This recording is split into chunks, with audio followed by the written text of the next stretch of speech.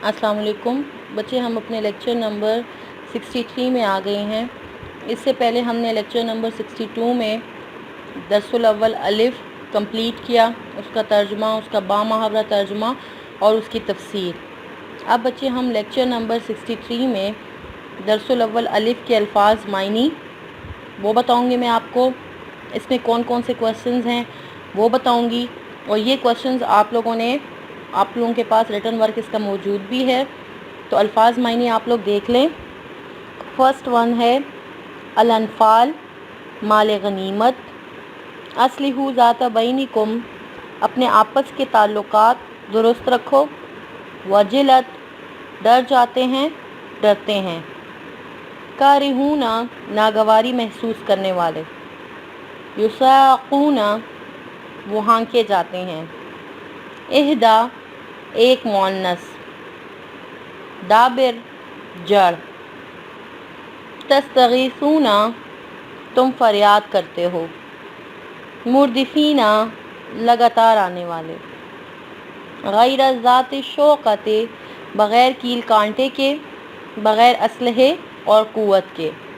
तो बच्चे ये अल्फाज मायनी हैं। तर्जुमा के साथ साथ आप लोगों ने ये अल्फाज मायनी भी याद करने हैं।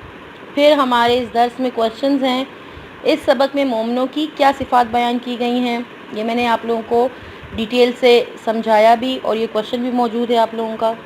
दो ग्रोहों से क्या मुराद है, ये क्वेश्चन भी आपने लर्न करना है साथ साथ। फिर है मंदरजा झैल इबारत का मफ़हूम बयान कीजिए। तो फत्तकुल्लाह व अस्लिहू ज़ाता बैनिकुम व अतीउल्लाह व रसूलहू इन कुंतुम मुमिनीन व इज़ा तुलियत अलैहिम आयातुहु ज़ादतहुम ईमाना। तो बच्चे ये सारे क्वेश्चंस आप लोगों के पास नोटबुक में मौजूद हैं। तो ये दर्स हमारा यहाँ पर कंप्लीट हो गया 8th के कोर्स का। अब हम दर्सुल अव्वल बे जो है उसका स्टार्ट लेंगे। तो उसी तरह पेंसिल्स आप लोग अपने पास रखें। मैं लफ्ज़ी तर्जुमा, फिर बामुहावरा तर्जुमा, फिर उसके बाद उसकी तफसीर करूँगी। तो बच्चे हम अपना शुरू करते हैं सबक। जी बच्चे, हमने दर्सुल अव्वल अलिफ पढ़ा था, उसमें एक था 10 आयात थी सूरह अनफाल की। दर्सुल अव्वल बे हम स्टार्ट करें, इसमें आयात की तादाद 11 था, 19 है। तो हम शुरू करते हैं। पहले इसका लफ्ज़ी तर्जुमा। औज़ु बिल्लाहि मिनश शैतानिर रजीम, बिस्मिल्लाहिर रहमानिर रहीम। इज़, जब, युग़श्शिकुमुन नुआसा, युग़श्शिकुम, ढांपता था तुम पर, नुआसा, गुनूदगी या नींद, या जिस वक्त तारी की तुम पर नींद, अमानतन, इत्मीनान की, इत्मीनान हासिल करो, मिन्हु, उससे, वयुनज़्ज़िलु, और नाजिल कर दिया, अलैकुम, तुम पर, या उतारा तुम पर, मिनस समाई, आसमान से, माअन, पानी, लियुत्वहिरकुम, ताकि पाक कर दे तुमको, बिही, उससे, वयुज़हिबा, और दूर कर दे, अनकुम, तुमसे, रिज़्ज़श-शैतानी, शैतान की नजासत को, वलियरबित्वा, ताकि मजबूत कर दे, अला कुलूबिकुम, उससे तुम्हारे दिल, वयुसब्बित, और जमा दे, बिहिल अक़दाम, तुम्हारे कदम। तो बच्चे ये इसका लफ्ज़ी तर्जुमा था। अब हम बामुहावरा तर्जुमा करते हैं। जब उसने तुम्हारी तस्कीन के लिए अपनी तरफ से तुम्हें नींद की चादर उड़ा दी और तुम पर आसमान से पानी बरसा दिया कि तुमको उससे नहलाकर पाक कर दे और शैतानी निजासत को तुमसे दूर कर दे, और इसलिए भी कि तुम्हारे दिलों को मजबूत कर दे और उससे तुम्हारे पाँव जमाए रखे। तो बच्चे यहाँ तक हमारा बामुहावरा तर्जुमा हो गया। अब हम इसकी तफसीर की तरफ आ जाते हैं। जी बच्चे, तो अब हम इसकी तफसीर की तरफ आ जाते हैं। तो تفسیر اس آیات کی جو ہے، آپ لوگوں کو میں نے بتایا کہ سورہ انفال میں زیادہ تر جو ہے وہ غزوہ بدر کے بارے میں ذکر ہے۔ تو غزوہ بدر جو تھا وہ کفر اسلام کا پہلا معرکہ تھا، اور اس میں 313 مجاہدین نے 1000 سے زیادہ افراد پر مشتمل لشکر کفار کو عبرتناک شکست دی، اور ان کے بڑے بڑے سردار اس جنگ میں مارے گئے، اور ان کا غرور خاک میں مل گیا۔ اس غزوہ کو کسی بھی پہلو سے دیکھیں تو اس میں سراسر مسلمانوں پر اللہ تعالیٰ کے انعامات کی بارش نظر آتی ہے۔ اللہ تعالیٰ کی مدد سے ہی مسلمان اس جنگ میں فتح یاب ہوئے۔ یہاں صرف جو ہے ان عنایات کا ذکر کیا جاتا ہے جو یہاں پر آپ لوگوں نے ابھی میں نے تلاوت کی اور آپ لوگوں کو بتایا، تو میں اب وہ عنایات جو اللہ تعالیٰ نے مسلمانوں پر کی ان کے بارے میں بتاتی ہوں۔ تو ذرا پس منظر ہم پہلے جان لیتے ہیں غزوہ بدر کا اور اس لڑائی کا۔ کفار جو ہے وہ میدان بدر میں پہلے پہنچ گئے تھے، اور انہوں نے جو ہے مناسب جگہ پر اپنے خیمے جو ہیں وہ نصب کر لیے تھے، اور پانی پر بھی انہوں نے قبضہ کر لیا تھا۔ مسلمان جب میدان میں پہنچے تو ریت کے ٹیلوں کے سوا کوئی مناسب جگہ نہ تھی اور جہاں وہ پڑاؤ ڈالیں، تو انہوں نے چاہتے ہوئے نہ چاہتے ہوئے انہوں نے وہیں پہ وہ خیمے گاڑ دیے۔ پانی کی بھی سخت قلت تھی، چلتے تھے تو پاؤں ریت میں دھنس جاتے تھے، کیونکہ وضو غسل کے لیے تو پانی بالکل ہی میسر نہیں تھا، اس لیے تیمم سے سارے کام چلتے تھے۔ اور شیطان جو ہے وہ رہ رہ کر دل میں وسوسے ڈال رہا تھا کہ تم اپنے آپ کو اللہ کا مقرب سمجھتے، یعنی سمجھے بیٹھے ہوئے ہو، کفار کے مقابلے میں اپنی حالت دیکھ لو، یعنی کہ کیا اللہ کے مقربین کا یہی حال ہوتا ہے کہ جنابت اور دور کرنے کے لیے بھی پانی نہیں ملتا، ان کو تم لوگوں کو پانی نہیں مل رہا۔ تو یہ شیطان جو ہے یہ طرح طرح کے وسوسے ڈال رہا تھا۔ تو ان حالات میں اللہ تعالیٰ نے ان پر انعامات کی بارش کر دی۔ تو پہلی جو عنایت ہوئی جو یہاں پر میں آپ کو بتا رہی ہوں، تو اب دیکھیں جس صبح کو جنگ ہونے والی تھی تو اس رات کو جو ہے وہ بادل بہت زیادہ آئے اور اتنی موسلادھار بارش ہوئی جو ہے کہ پوری وادیاں جو ہیں وہ پانی سے کیا ہو گئی، لبریز ہو گئیں۔ اور اس بارش کے جو ہیں وہ 3 فائدے ہوئے۔ اس بارش کے 3 فائدے ہوئے۔ پہلا فائدہ یہ ہوا کہ مسلمانوں کو پانی کی کافی مقدار مل گئی، اور انہوں نے بارش کے پانی میں نہا کر اپنے جسموں کو پاک کیا، اور فوراً حوض بنا بنا کر پانی روک لیا، چھوٹے چھوٹے تالاب بنا کر پانی کو روک لیا، اور اس طرح جو ہے وہ پانی کی قلت دور ہو گئی۔ پھر دوسرا فائدہ کیا ہوا؟ دوسرا یہ کہ مسلمان چونکہ وادی کے بالائی حصے میں تھے، تو یعنی اونچے حصے میں تھے، تو وہاں پر بارش کی وجہ سے ریت جو ہے وہ جم گئی، اور زمین اتنی مضبوط ہو گئی کہ قدم جو ہیں وہ اچھی طرح جمنے لگے کہ جم سکیں، اور نقل و حرکت جو تھی وہ بھی آسانی سے ہو سکے۔ تو اس طرح وہ ریت جم گئی اور ان کی نقل و حرکت بھی آسانی سے ہونے لگی۔ اب تیسرا فائدہ کیا ہوا بارش کا؟ کہ کفار کا جو لشکر تھا وہ نشیبی حصے میں تھا، اور اس لیے وہاں مطلب کہ مٹی والی جگہ تھی ان کی، اور وہاں پر بارش سے جو ہے وہ کیچڑ ہو گیا، اور ان کے لیے چلنا پھرنا دشوار ہو گیا، مشکل ہو گیا۔ تو مسلمانوں کے لیے بارش جو ہے یہ 3 جو ہیں فائدے ان سے ہوئے بارش سے۔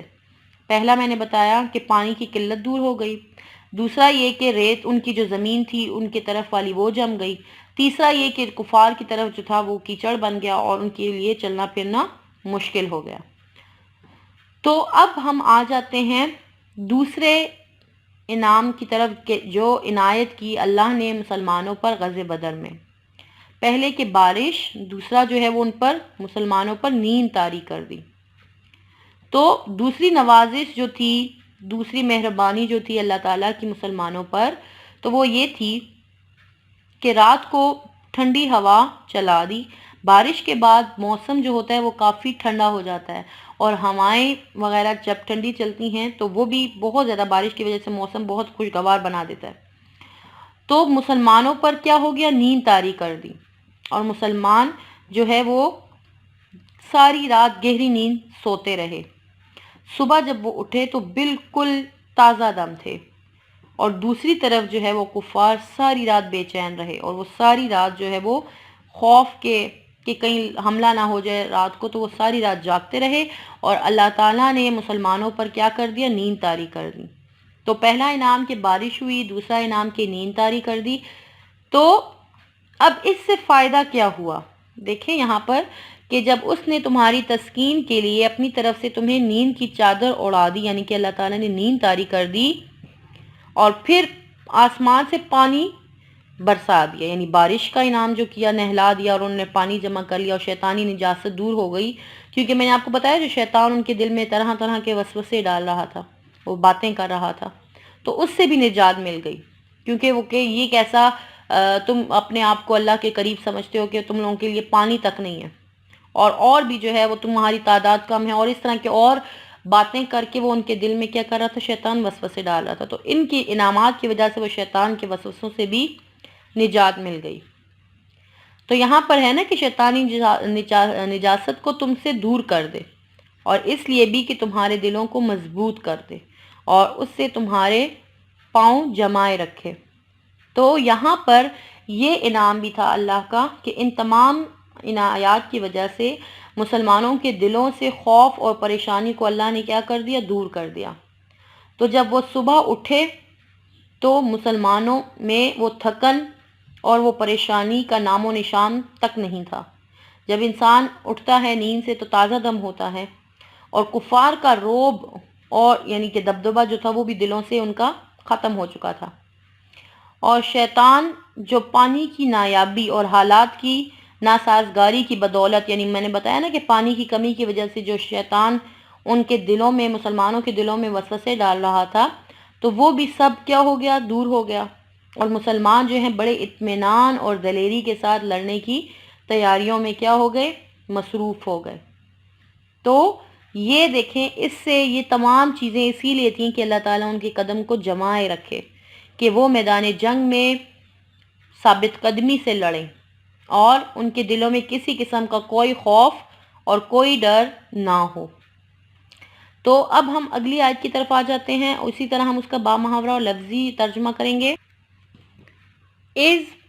جب یوں ہی وہی پہنچاتا تھا ربو کا تیرا رب الی الملائکتی فرشتوں کی طرف، انی کہ بے شک میں معکم تمہارے ساتھ ہوں، کہ اللہ تعالیٰ نے وہی بھیجی فرشتوں کی طرف کہ وہ کیا کریں، بتائیں، کہ جائیں اور رسول اللہ صلی اللہ علیہ وآلہ وسلم کو یہ بتائیں کہ انی بے شک میں معکم تمہارے ساتھ ہوں، فثبتوا الذین پس ثابت قدم رکھو، یا پس ثابت قدم رہے، فثبتوا الذین پس ثابت قدم رکھو جو آمنو جو ایمان والے ہیں، سألقی عن قریب میں ڈال دوں گا، فی قلوب الذین فی میں قلوب دل، الذین ان لوگوں کے دلوں میں، کافرو جو کافر ہیں، رعبا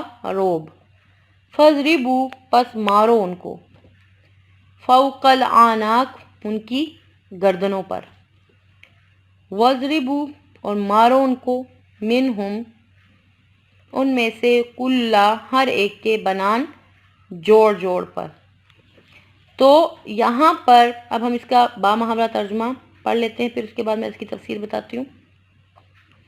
جب تمہارا پروردگار فرشتوں کو ارشاد فرماتا تھا کہ میں تمہارے ساتھ ہوں، تم مومنوں کو تسلی دو کہ ثابت قدم رہیں، میں ابھی ابھی کافروں کے دلوں میں رعب اور ہیبت ڈالے دیتا ہوں، تو ان کے سر مار کر اڑا دو، اور ان کا پور کو توڑ دو۔ ٹھیک ہے بچے، اب ہم اس کی تفسیر کی طرف آتے ہیں۔ یہاں پر آپ لوگوں نے پہلے پڑھا بارش کا جو انعام اللہ تعالیٰ نے عنایت کی، پھر نیند طاری کر دی، پھر ان کے دلوں کو اس سے کیا کر دیا؟ مضبوط کر دیا، شیطانی نجاست دور کر دی۔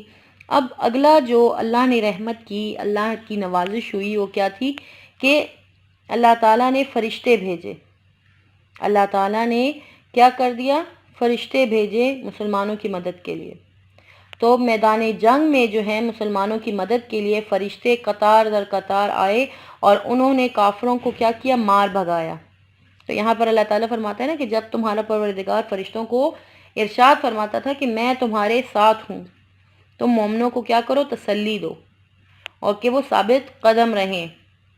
تو یہ جو تھا، جو خوف، جو فرشتوں کو اللہ تعالیٰ نے بھیجا جنگ بدر میں، 1000 فرشتے جو آئے لگاتار، تو انہوں نے کیا کیا؟ میں نے آپ کو پچھلے لیکچر میں بتایا تھا کہ فرشتے ابھی صحابہ کرام یہ کہتے تھے کہ ہم ابھی آگے بڑھیں گے اور اس کو، تو وہ پہلے ہی گر جاتا تھا، ہمارے مطلب اس کو پروار کرنے سے پہلے ہی وہ گر جاتا تھا اور اس کی جگہ وہ بلیک ہو جاتی تھی۔ تو اس سے کہ فرشتے آئے تو اس کا جو خوف تھا، جو ڈر تھا، وہ بھی کفار کے دلوں میں بیٹھ گیا۔ اللہ تعالیٰ یہاں پر فرماتے ہیں نا کہ میں ابھی کافروں کے دلوں میں رعب اور ہیبت ڈالے دیتا ہوں۔ تم لوگوں کا وہ جو رعب، ڈر اللہ نے اپنا ان کے دلوں میں ڈال دیا، وہ ڈر اور خوف میں ہو گئے۔ تو یہاں پر پھر ہے کہ اللہ تعالیٰ فرماتا ہے کہ اسی ڈر اور خوف میں کفار کے تم کیا کرو؟ ان پر ان کے سر مار کر اور اڑا دو اور ان کا پور یہاں پر پور یہ بنان جوڑ یہ جمع میں کہ ان کے، کیونکہ جوڑ جب ٹوٹ جاتے ہیں پھر دوبارہ جوڑتے تو نہیں ہیں، تو یہاں پر جو ہے یہ ان کا اس آیت میں یہاں پر یہ فرمایا گیا ہے کہ ایسا ان کو مارنا ہے، ایسی ضرب لگانی ہے ان پہ کافروں کو کہ جو ہے وہ ان کی گردنوں کے اوپر جوڑ لگاؤ کہ ان کی گردن ہی بالکل ٹوٹ جائے، کہ وہ بالکل ایسے ہو، ایسا وار ہو کہ وہ اس سے پھر بچ ہی نہ سکیں، زندہ ہی نہ رہ سکیں، ٹھیک ہے نا؟ ان کے گردنوں کے اوپر اور ان کے ایسی چوٹ لگاؤ اور ان کے ہر بند پر پور پر ان کے مارو، جوڑ پہ ان کے مارو، ایسی ضرب لگانی ہے، ایسی جگہ پہ ان کا وہ کرنا ہے کہ بالکل وہ لوگ اس سے بچ ہی نہ سکیں، ایسی ضرب لگانی ہے۔ تو یہ آپ لوگوں نے اللہ تعالیٰ کے جو ہیں انعامات پڑھے اس 2 آیات میں، بچے انہی کا آپ لوگوں نے ترجمہ اچھے طریقے سے یاد کرنا ہے۔ پھر انشاءاللہ ہم نیکسٹ لیکچر میں یہ باقی اس کی تفسیر کریں گے انشاءاللہ۔